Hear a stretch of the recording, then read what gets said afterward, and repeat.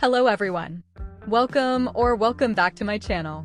A couple of months ago, I shared a video with my thoughts on Miraculous Ladybug, and now I'm back with more. That said, this might be the last time I post about it, as I'm thinking of shifting the channel's focus entirely to K-pop and commentary. Becoming a K-pop creator is something that's been on my mind for a while. It's not a brand new idea. There are plenty of K-pop channels out there, but it's a direction I feel deeply passionate about. I've been a K-pop fan since 2018, and it's truly where my heart is. Does that mean that I'll stop making gacha videos entirely? I don't know. It's a question I'm not exactly sure of yet. We'll just have to wait and see. Next up, I know you've all been patiently waiting for part 2 of the Marinette as Ningning video. It's been 6 months since part 1 dropped, and I'm happy to let you know that part 2 is almost finished. There are still a few things that need to be worked on, but overall, it's getting closer and closer to being finished. That said, please remember that I'm not a robot. I'm a real person with feelings and a life outside of YouTube. I recently graduated and will be starting community college in just a few weeks, which might slow down the video making process a bit, along with other future works. Bear with me here. The video will be coming out. It just might take a while. So please hang in there with me. I truly appreciate your patience and support. The video is definitely on its way, even if it takes a little longer than expected. I want it to be the best it can be, and I hope it'll be worth the wait. Lastly, please remember that everything I share in this video is just my opinion. I understand that hearing views different from your own can be uncomfortable at times, but that's a natural part of being human. We all see things differently, and that's okay. If you disagree with something I say, that's totally valid. All I ask is that you keep things respectful, civil, and constructive in the comments. Any disrespectful or hateful remarks will be removed to keep this space welcoming for everyone. With that out of the way, let's go ahead and start with the first opinion.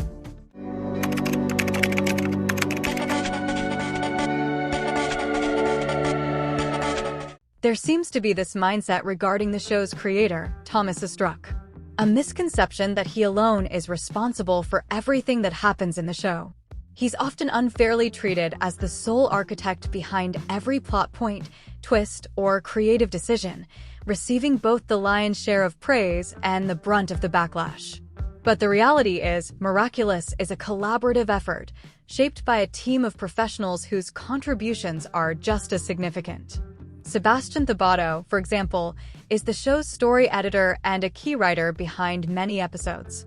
Nathaniel Braun, co-writer of the story Bible, has his hands in nearly every aspect of the narrative and is considered a co-creator alongside Struck. Wilfried Payne co-directs most episodes and plays an essential role in determining the show's direction. Jeremy Zag, meanwhile, wears multiple hats. He composed the theme songs and transformation music, serves as CEO of ZG, and even wrote the screenplay for the Miraculous movie. Then there are the production companies, distributors, and executive forces behind the scenes less visible, but their influence on the show's tone, pacing, and structure is undeniable. Yet, despite all of this, Thomas is the one who catches the heat whenever something goes wrong or applause when things go right. Though it's mostly the former. To be fair, the way he presents himself on social media doesn't help his case. But that doesn't justify the knee-jerk assumption that he's the omnipotent mastermind pulling all the strings. He's not the only one steering the ship. He's one cog in a much larger machine. It simply doesn't make sense for all the adulation or backlash to be funneled directly to him. Fans often act as though he's responsible for every storyline they dislike or every moment they adore, when that's far from the truth. It's easy to make Struck the face of all things Miraculous because he's one of the few team members with an active social media presence, engaging, sometimes sharply, with fans' questions and complaints. But being visible doesn't make him omniscient. If viewers truly want to understand how creative decisions are made or where to direct their praise or criticism, they need to stop treating Struck as either the show's savior or its scapegoat. This kind of fixation is reductive and, quite frankly, unfair. It's time to abandon the myth of the all-powerful showrunner and start recognizing Miraculous for what it is, a team effort. Struck may be opinionated, candid, and occasionally abrasive, but he's not the puppet master of Miraculous. Maybe it's time we start learning how television is actually made.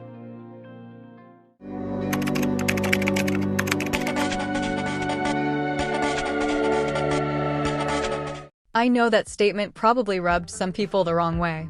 But rest assured, I'm not one of those fans who blindly defend Marinette or treat her like she's some flawless, innocent angel. I fully acknowledge her flaws and missteps, and I still genuinely like her. Now, you might be wondering what exactly I mean by that. It's no secret that a significant portion of the Miraculous fandom dislikes Marinette. Only a small fraction of fans genuinely support or appreciate her character. And while I can understand where some of the criticism comes from, there are times when it feels like people hate on Marinette just for the sake of it, even when she hasn't actually done anything wrong. It's as if some viewers go out of their way to nitpick every minor detail, blowing harmless moments out of proportion and turning them into reasons to vilify her, resulting in Marinette getting bashed for sometimes the most trivial, downright absurd reasons. Another trend I've noticed is how frequently things are exaggerated, especially when it involves Marinette. I'll often see comments making bold claims, like, "this happened," or "that character did this," only to watch the episode myself and realize those claims are wildly distorted, if not completely inaccurate. I've come across a few particularly extreme examples. One that stands out was a TikTok comment accusing Marinette of being someone with inappropriate interests toward minors. I wish I were joking, but no, someone genuinely said that. When questioned, the commenter later claimed they meant to say stalker instead. But let's be real, those two terms aren't even remotely similar in meaning or sound. How do you confuse them? Another instance involves someone accusing Ladybug of physically abusing Chat Noir by hitting him with her yo-yo. Now, I don't recall every single moment between them, but from what I do remember, there are only 2 instances where this happens, and both are clearly innocent. The first was in Season 1 during a battle, when she accidentally hit him while fighting a villain. The second occurred in Silencer, when she had lost her voice. Chat Noir was goofing off, and Ladybug gave him a bonk on the head, not out of malice, but more like a nonverbal focus, or "this is serious," to bring him back to reality. Then there was a third moment someone pointed to in the New York special, where they claimed Ladybug threatened to hurt Chat Noir over a single line of dialogue.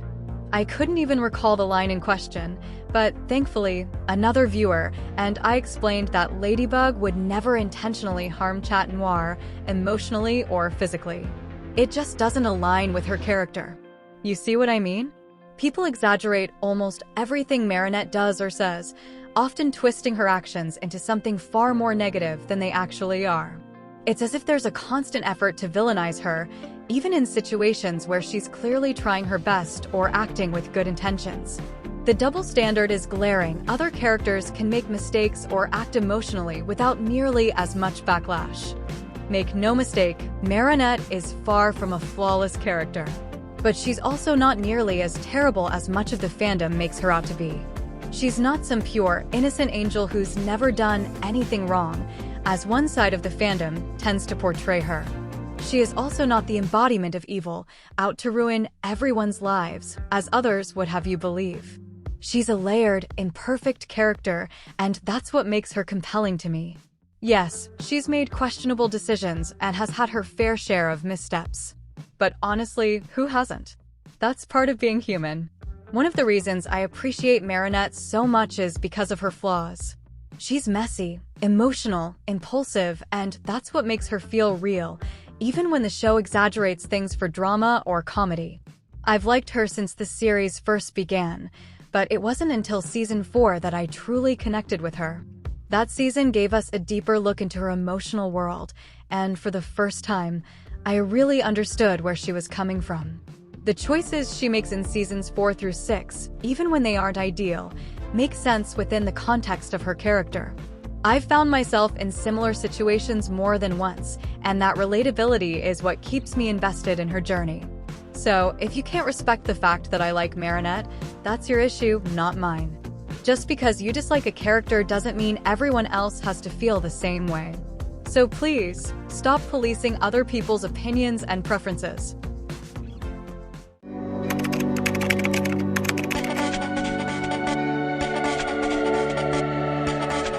I'm not saying that every rumor about Thomas Struck is false. Keywords, could be. But considering how one of the infamous rumors that Struck based Sabine on his ex-girlfriend and views Marinette as his imaginary daughter was turned out to be wildly exaggerated by the internet, I can't help but question the validity of the other claims floating around about him. Are they true? Completely fabricated? Or just blown way out of proportion, as the internet so often tends to do? Maybe it's just my skepticism talking, but I rarely believe accusations or rumors without solid, verifiable evidence. Too many times, people's lives and reputations have been destroyed by hearsay, often fueled by jealousy, pettiness, or a desire to stir up drama. And far too often, people believe those claims without a shred of proof. Frankly, I'm tired of it. Unless I see actual evidence of the things people accuse Thomas of, I'm treating those claims with a heavy grain of salt. And while we're on the subject, let me remind you, not everything you read from random strangers on the internet is true. Always question the source, always verify if it's true.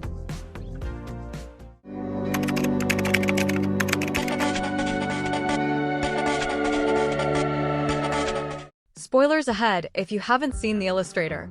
At the end of the episode, Marinette chooses Alia as her potential successor, both as the Guardian and as the next wielder of the Ladybug Miraculous, should anything happen to her.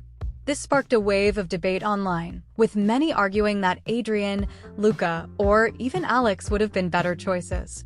And while I can understand where those perspectives come from, I firmly believe Alia is the right person for the role, and I have several reasons to support that. Throughout Season 4, Alia was instrumental in supporting Marinette in her duties as Guardian. She played a key role in the development of the magical charms, helped decode the grimoire, a feat only 2 characters in the show have accomplished, and devised a clever strategy in the Scent-a-Bubbler episode. Her contributions go beyond simple friendship. She's consistently proven herself resourceful, loyal, and level-headed under pressure.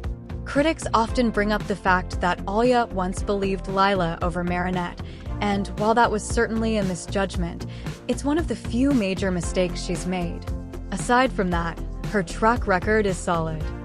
I can somewhat understand why some fans want Adrian, or rather, Chat Noir, to become the next Guardian. However, there's a major issue. Marinette doesn't know his civilian identity. Handing over the miracle box to someone whose real identity remains a mystery would be like entrusting a priceless artifact to a complete stranger. That's a huge risk, one I don't think is worth taking.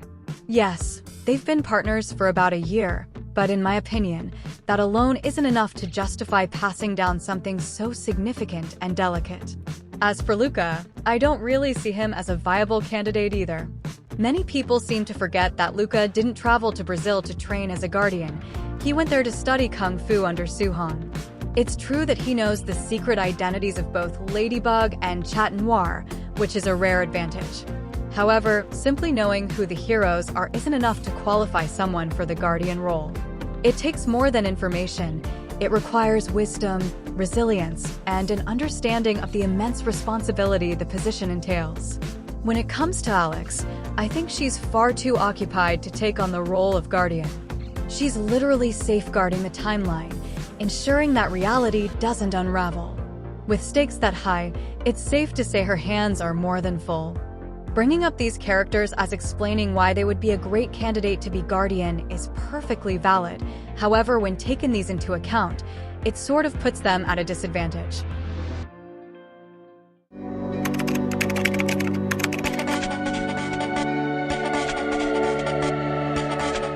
This is a major pet peeve of mine. I don't know what it is, but for some reason, some people just can't seem to accept that not everyone hates the show. I've seen countless instances where someone posts content simply expressing their love for the series or a character, just spreading positivity, and then someone barges in with a comment filled with hate and disdain. For example, I came across a YouTube video where the creator was genuinely praising Marinette, and right in the comments, someone chimed in, calling Marinette a brat. Like, we get it. You don't like the character or the show. But did you really need to announce it to a space clearly meant for fans? Did that comment need to be made there of all places? What's the point? What do you actually gain from doing that? You're not changing anyone's mind. All it does is come across as annoying and kind of attention-seeking. There's a big difference between having an opinion and deliberately injecting negativity into spaces where it's neither helpful nor welcome. It's like walking into a bakery just to declare how much you hate cake. Nobody asked, and nobody cares. If you dislike the show or certain characters, that's perfectly fine. But talk about it in your own spaces, with others who share your views. Don't crash conversations where people are just trying to enjoy something they love. I've seen this behavior even more frequently on platforms like Tumblr and Twitter. And honestly, it's exhausting. Let people enjoy things. No one likes a constant downer. Negativity for the sake of it helps no one. So let fans have fun without trying to ruin it for them. That's all the opinions I'd like to share for you. Let me know your thoughts in the comments below. However, please note to keep it civil and respectful. If you enjoyed the video, don't forget to like and subscribe so you can watch any future uploads. Thanks for watching, and I'll see you next time.